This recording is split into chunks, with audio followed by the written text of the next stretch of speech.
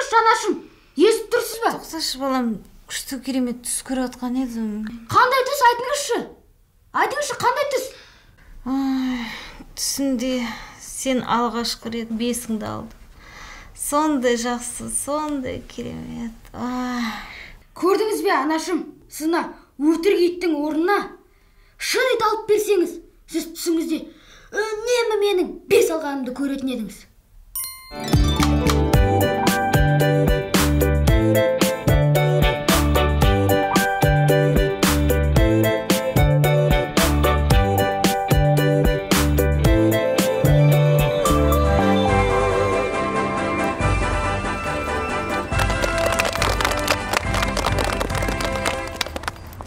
Анашым, ең болмағанда осында кішкентай күшік сыйласаңызшы.